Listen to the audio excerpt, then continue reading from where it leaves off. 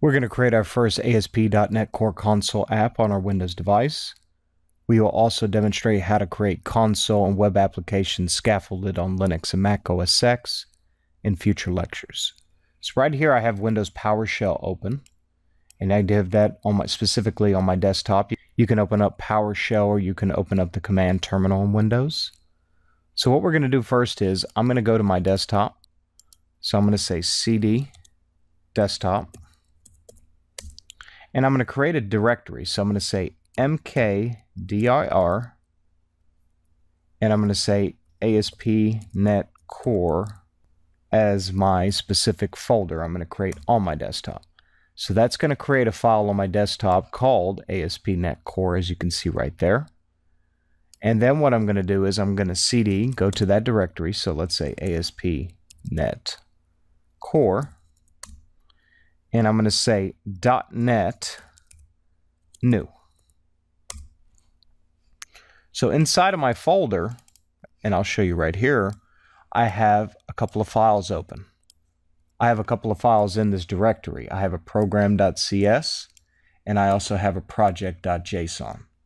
So right now we can open up our program.cs, and we're going to open this with Visual Studio Code. And we'll see what's inside of this. This should be just a basic static void main method to run our application. So I'm going to change this hello world right here to say my first app in .NET Core. I'm going to save that. And then right there, this is what my basic program does. It writes out to the console my first app in .NET Core. Let's look at our project.json. Let's look at it in Visual Studio Code. And as you can see right here, I have version 1.0. I have the build options, the debug type to portable. I have the .NET Core app 1.0, the dependencies for .NET Core app, what version it is, and the imports of DNX Core 50. So this is my project.json. And then from here, what I want to do is I want to say .NET restore, because I want to restore all the dependencies associated in my project here. So I'm restoring the package associated in my project.json.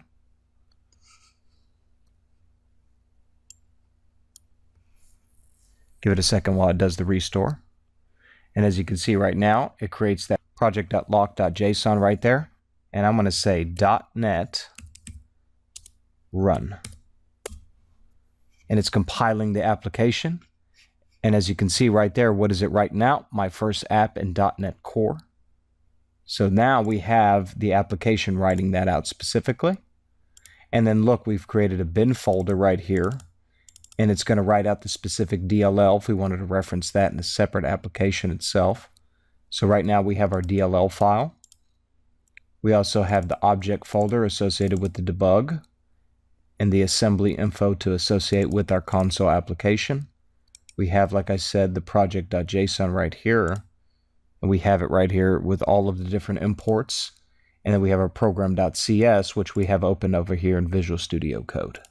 So right now, I could just easily change this to save my first app in .NET Core. And I can say yes. And I'm going to save that real quick. Then I'm going to come back here and I'm going to run it. And look at that. Without having to restore the packages or anything, it writes out my direct changes from my program.cs file. So this is how we create a console app in ASP.NET Core.